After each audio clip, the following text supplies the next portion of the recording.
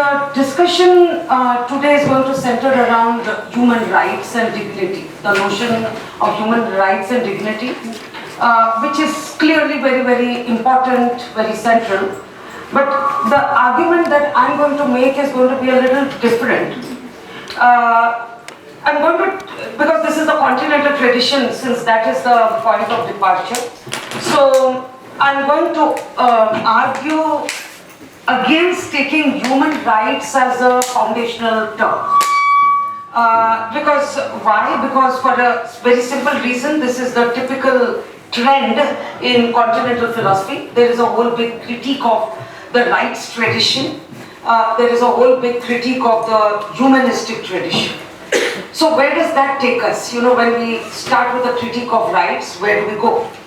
I'm going to plead for examining the notion of power, and particularly with reference to two thinkers, the usual suspects in this, Foucault and Arendt, who offer very different concepts of power, but who are at the same time very critical of taking rights as a point of departure in political philosophy.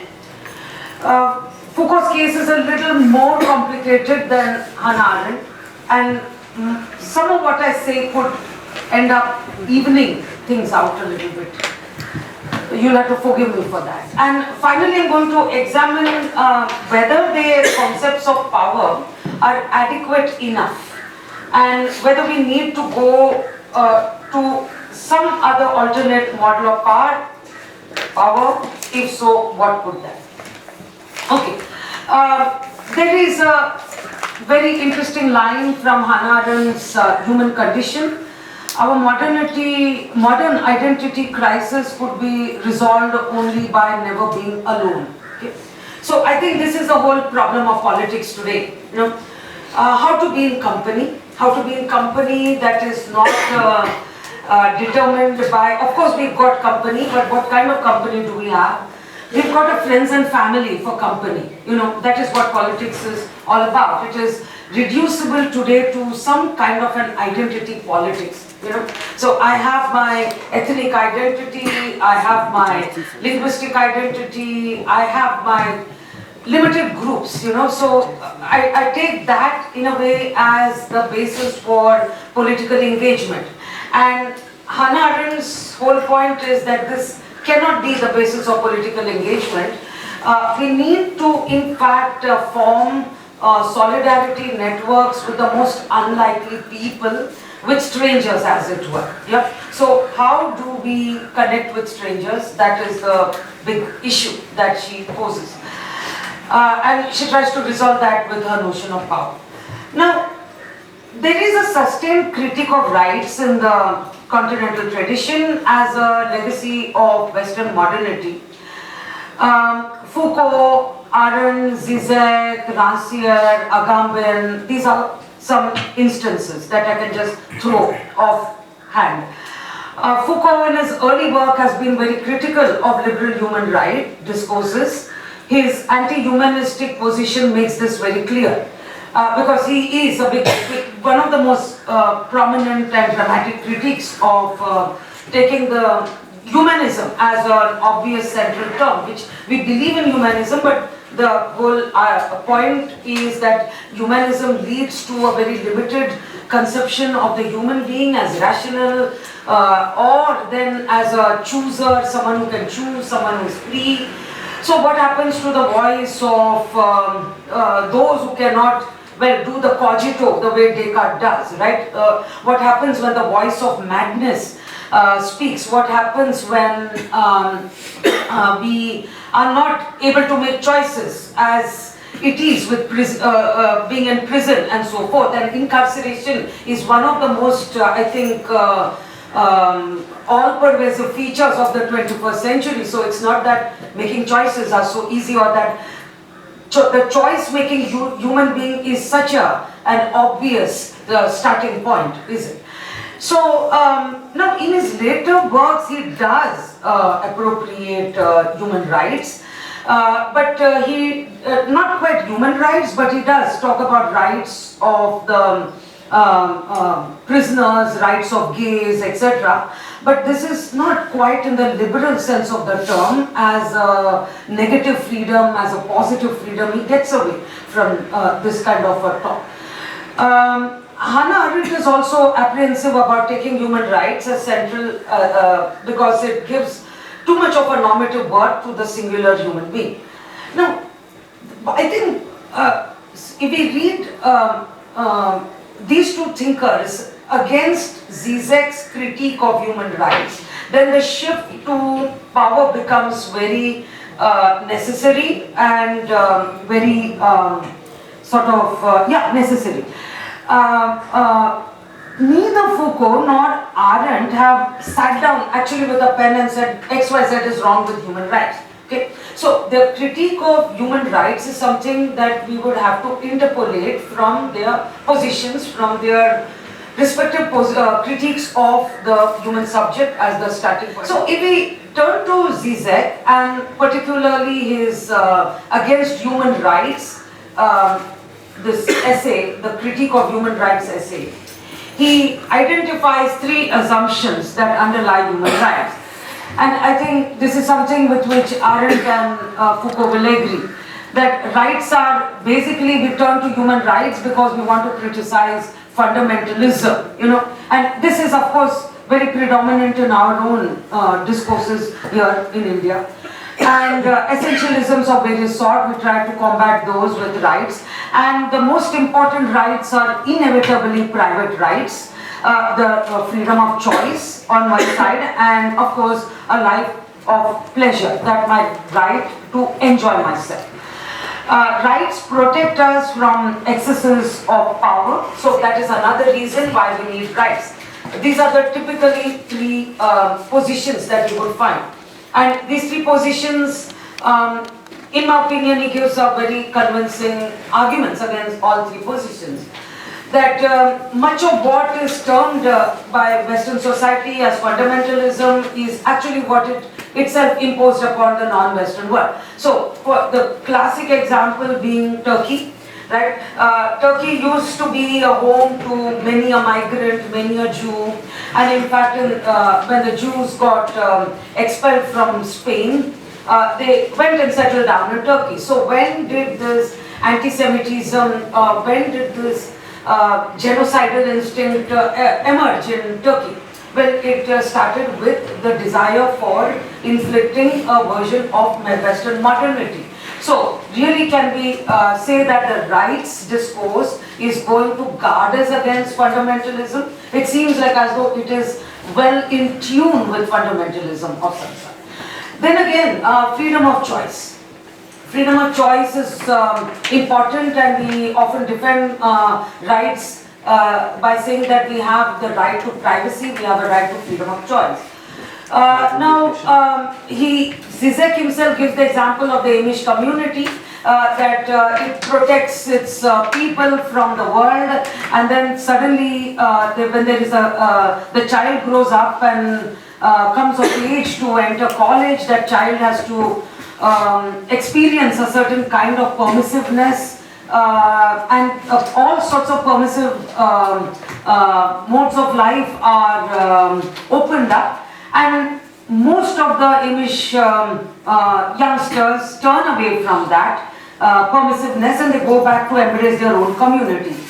Obviously, freedom, and this is something that even Hobbes saw, is linked to circumstances, and freedom of choice cannot be understood outside circumstances.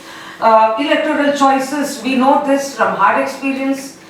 We don't really have free choice there. There is always a certain framework within which one makes choices in liberal democracy. And when it comes to pleasure, pleasure is one of the most important, in a way, as Zizek says, there is a categorical imperative to enjoy oneself. So this is the big categorical imperative. The advertisements of global capital are always enticing us to go out there and get a bit of pleasure. But there is always the interlocking of pleasure with pain, pleasure with sacrifice.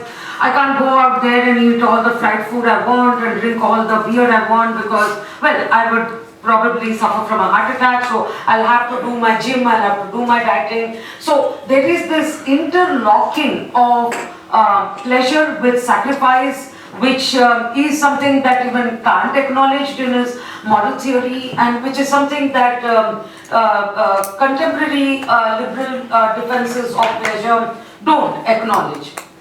Now, the third dimension of the defending human rights is that human rights is well, kind of a foil against violence. We see violence everywhere and power everywhere, and human rights alone can guard us against power.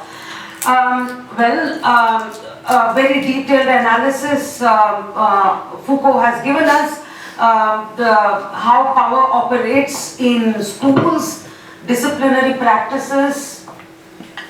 There is a certain way in which we have to sit in a seminar hall. There's a certain way in which we have to conduct ourselves in the public spaces within institutions, whether they be clinics or whether they be schools or whether they be prisons, yeah, and they give birth, in fact, to the subject. So, as Foucault has argued, it is in fact the subject is born in the course of being subject to those disciplinary practices.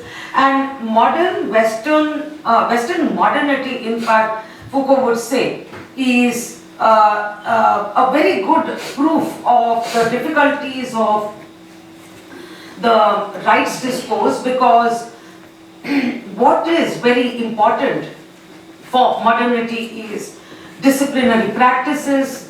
The more humane you are, the more civilized you are, the subtler your forms of punishment, right? So you may not have a panopticon today, but then, well, actually we do have a panopticon everywhere, and we have that panopticon only to guard us, only for our safety and so forth. So, in fact, I think in most post-colonial societies, I don't even think we have gone beyond the panopticon, and the kind of humanism that one would have here is a controlling factor. So, how can one turn to that same humanism or that same human rights as a security against violence?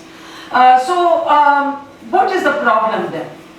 The problem is that there is this public domain, and the public domain is one where privacy is privileged. That is perhaps one problem with starting with human rights as the point of departure. So the public sphere, what Arendt would call the sphere of politics, because politics, as she says, in an Aristotelian mode, and in fact she would also argue that turning to Aristotle would resolve much of modernity's crisis. The sphere of politics is the sphere of living together in public, and living together in public without the worries of our private sphere. Worries such as, needs, biological needs, social needs, etc. So, can we think of interacting with each other without seeing each other as in utilitarian ways? I think that is the big question for Hannah Arendt. There is also the problem of the private sphere entering the public sphere through the entitlement discourse, right? So, identity politics is entirely based on entitlement, taking human rights as the starting point, the right to my identity and the right to affirm that identity, which is what has led to a whole lot of battling loyalties, and which is what has scarred solidarity in the public sphere, and it has depoliticized public life. So the loss of political identity is linked to this naturalization, which is also linked to, which is also leads to xenophobia.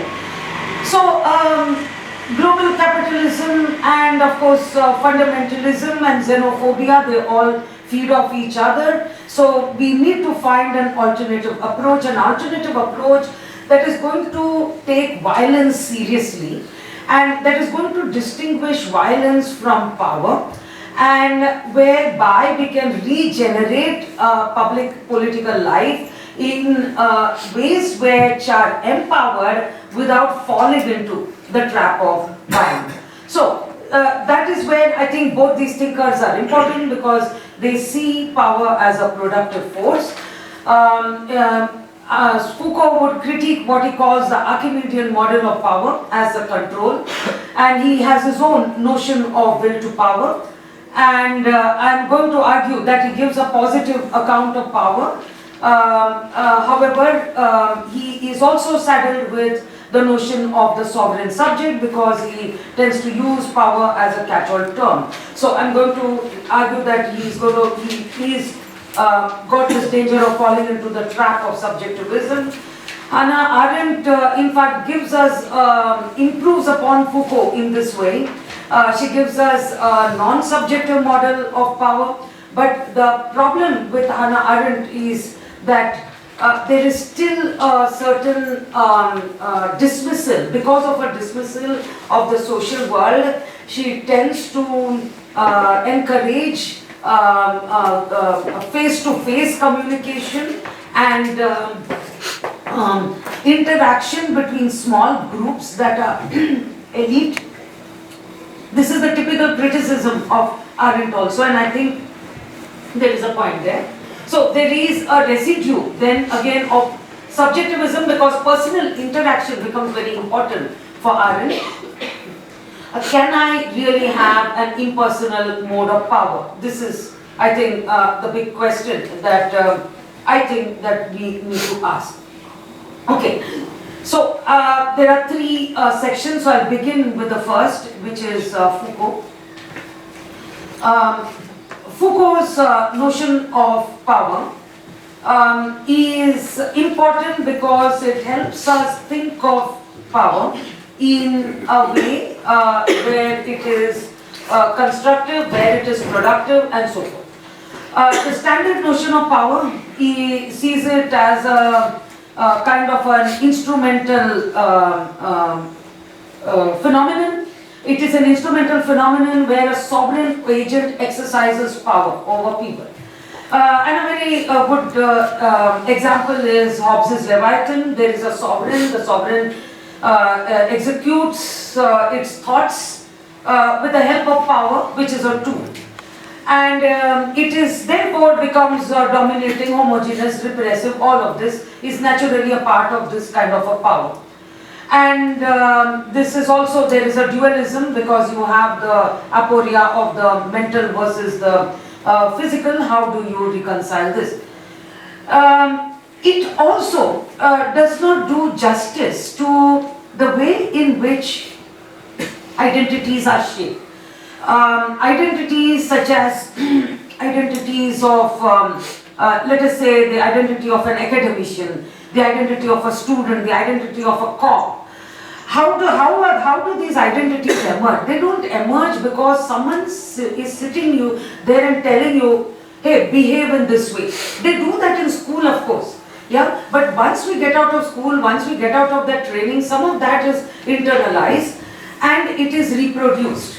And this is something that is a good proof of Foucault's claim that in a way power is everywhere. It is not in one place, it is everywhere, and you have what is called micro power that is spread out, it is externalized, and it is anonymous. I think that is a great revelation for me in Foucault's account of power, that there is a certain anonymity, and this anonymity of standardized regimented practices which are simply handed down from one generation to the other allows for creation of subjective identities. Caste identity, for example, gender identity, for example, class identity, for example. A poor person would automatically not walk into a very fancy restaurant, rights of entry reserved, right?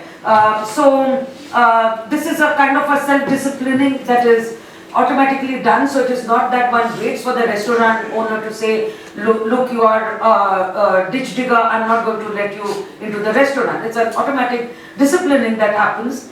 And why is this the case? It's not that caste system, in fact, is a very classic example of this, that it is not that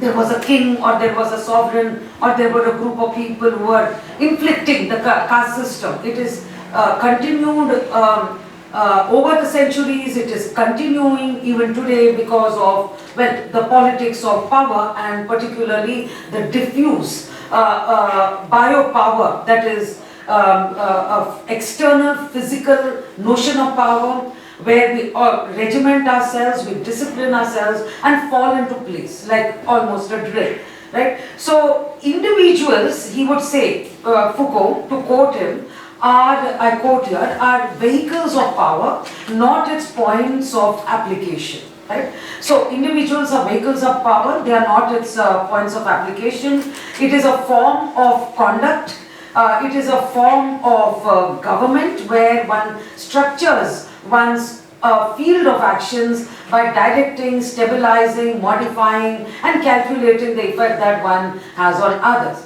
So we don't need a tyrant for power. In fact, all of us have a capacity for tyranny, and we have been in a way continuing with tyrannical practices, if we were to look at dominant practices as tyrannical. It has, as he puts it, a capillary effect. It is informal, it is not always formal, and it is something that permeates throughout society. Now, Foucault's interesting perspective, as he puts it in his fascinating introduction to the history of sexuality, power comes from everywhere. So it is a circulating chain, it comes from everywhere. This is a quote again. The homogenizing is something that happens in an all-pervasive way, and it is not something that has got a singular direction. It is a circulating chain. Psychiatric practices, penal practices, sexual practices, all of these are hopelessly caught up or hopefully caught up in the micropolitics of power.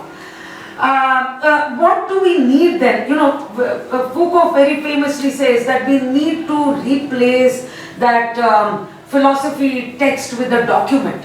We need to go around and we need to find out how this power operates, how it circulates, and this would mean that, well, if we want to understand the power of British in colonial India, we need to actually sit there in the municipal office, pick up the specific documents, study them very clearly, and some of this is of course being done by scholars in social sciences.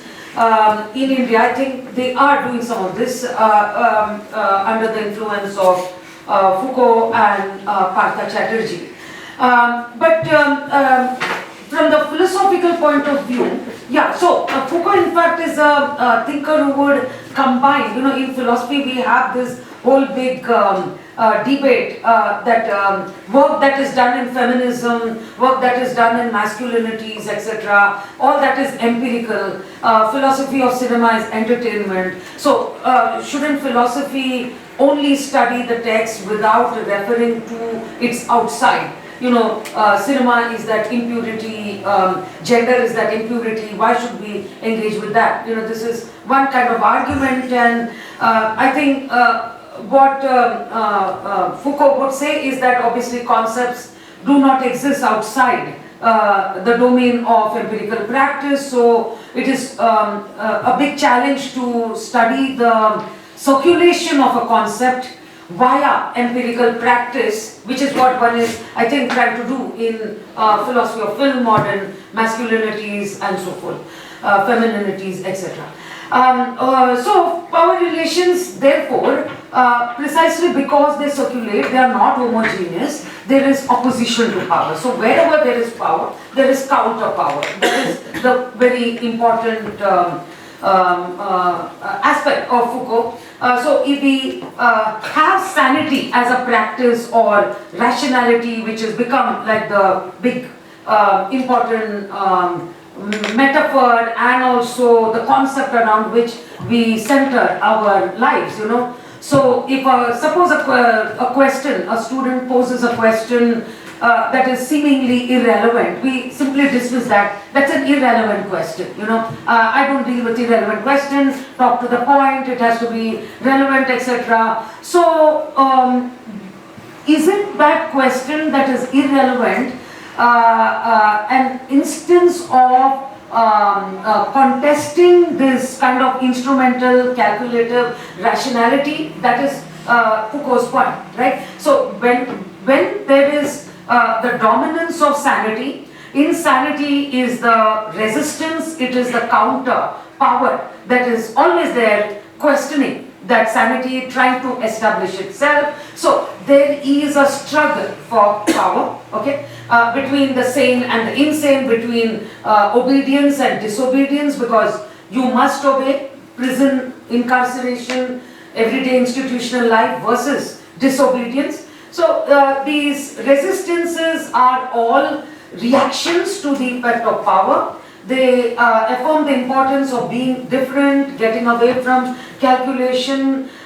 They oppose themselves to dominant modes of power. So, as he puts it in History of Sexuality, I quote here, where there is power, there is resistance, and yet rather consequently, this resistance is never in a position of exteriority in relation to power. This is also true. So, it is inevitably locked with the dominant mode. So can we really identify it as a normative force?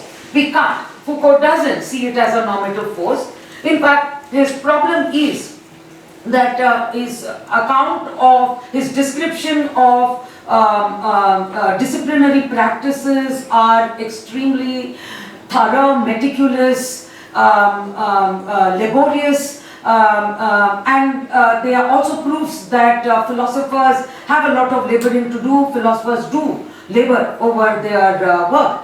However, the problem is that in a world which is dominated by this kind of power, shouldn't we make a distinction between violence and power? That is a distinction he doesn't make.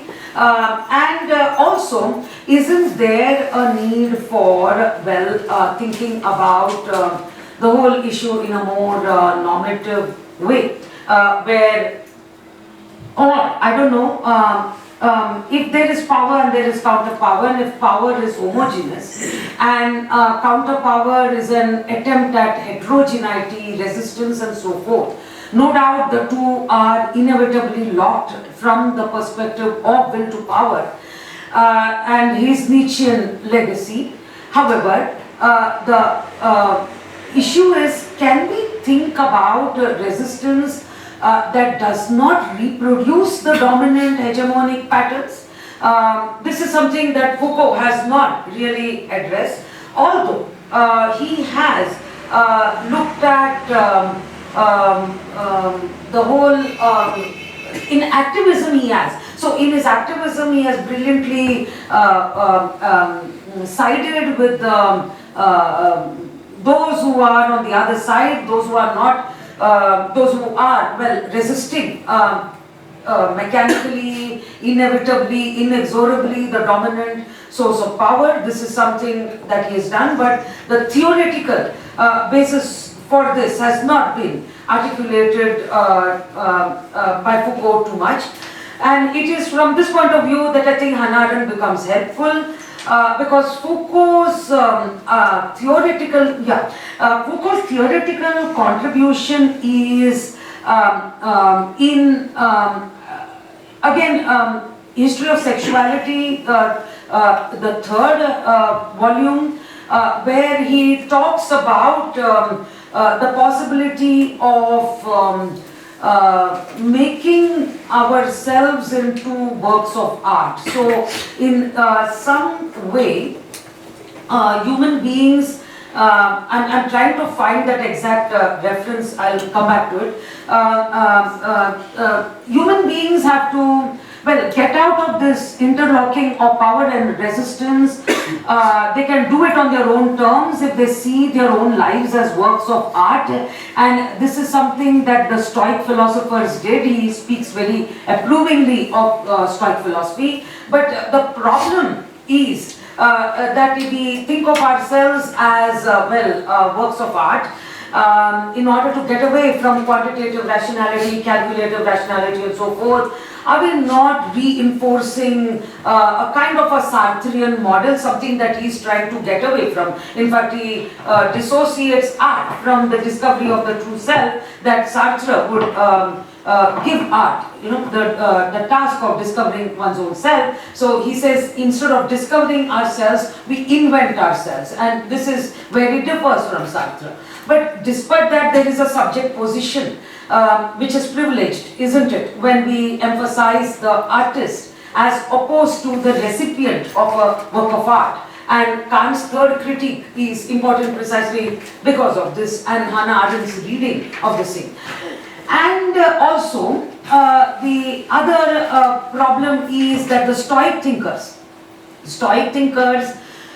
developed a brilliant ethics, kind of a secluded life, which concentrated on the interior growth.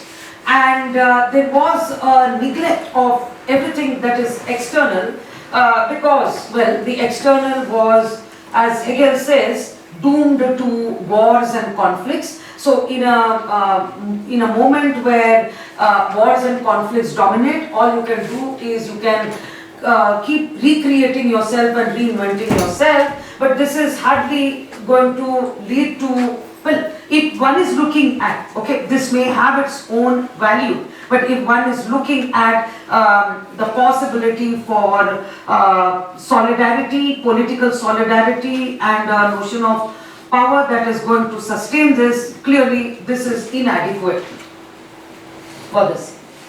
Okay. Just a second.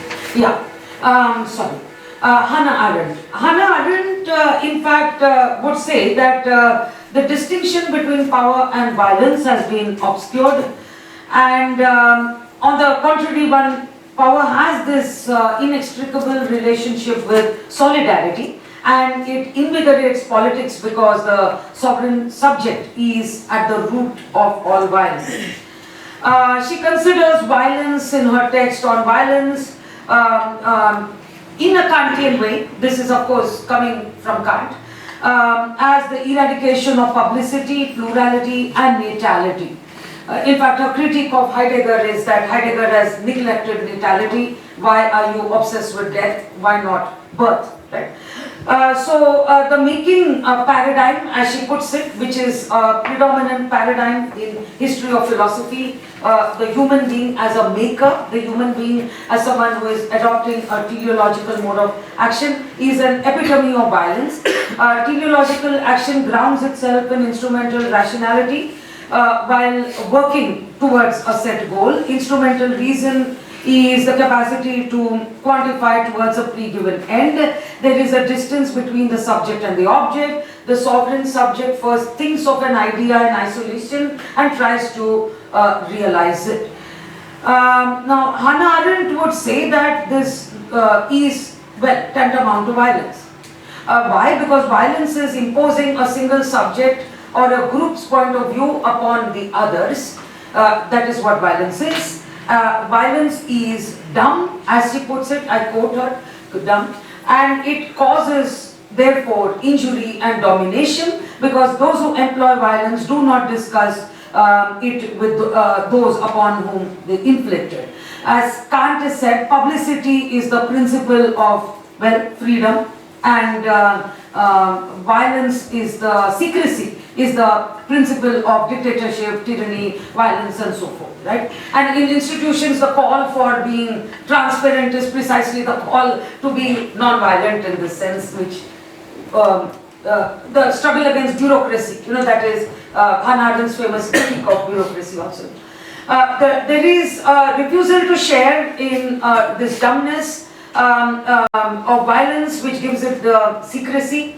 The subject does not openly admit that it is imposing its point of view on the others, because hegemonic modes of regulating behavior through sexuality, through caste, through class, etc. These are not done with the intent of being violent. They are always done with the intent of welfare. So here, of course, Foucault's analysis of governmentality also is something we need to read simultaneously here, right?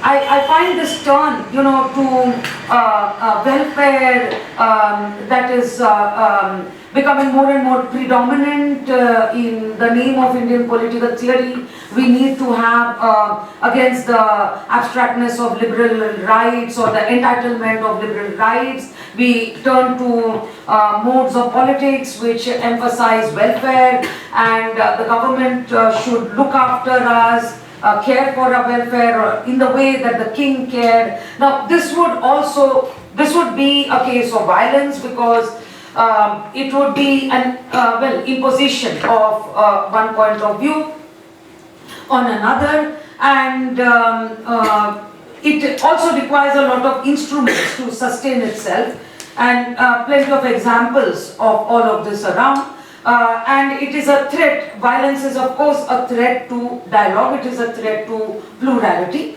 And totalitarian states, and interestingly, Zizek was very critical of Arendt earlier, and in this essay on critique of human rights, in fact he had dismissed her completely, by particularly her introduction to Benjamin's Illuminations, as a kind of a liberal thinker, etc. But I find it very interesting that in his critique of human rights, he applauds Hannah Arendt for breaking out of the cycle of privileging human rights and getting into the discussion of power and the distinction between power and violence, and as distinctions that are deeply relevant, he would say, for understanding global capitalism and thinking beyond liberal theory. Because one of the big problems with our theoretical politics is that our discussions constantly center around liberalism. So how do we get out of liberalism? So power is a way out, according to Arendt, getting out of modern liberal, the quagmire of privileging human rights. Power can provide an alternative. Violence, violence enters in only because it is trying to fill in the gap that the absence of power produces. What is this gap? What is this power and what is the gap? Human power, thank you. Human power corresponds to a condition of plurality. It enables human beings to think through their plurality, where they are both equal and distinct. And so human beings, this assumption is of course there, that human beings are equal, but they are also distinct from each other. And their distinctness is, the motivation, their distinctness is the motivation for their communicating and talking to one another. So the desire to talk to one another arises only if we are different from each other. If we are all the same, we wouldn't want to talk to each other. And plurality is possible only because of the mutual coexistence of people. So human beings are inspired by the presence of others to make their unique distinctness visible through their public deeds. So action is a public deed. It doesn't belong to a predictable cause and effect scheme that governs necessity of needs, which is the biological side or the labor of work. So it is not labor, it is not biological needs, but it is action that is central to power. And if we were to really take this point of view, into consideration, we would be opening up the possibility of a public sphere where of actors, actors who are agents, who disclose themselves to each other through a struggle, a struggle of a different kind, and not a violent struggle, through a non-violent struggle.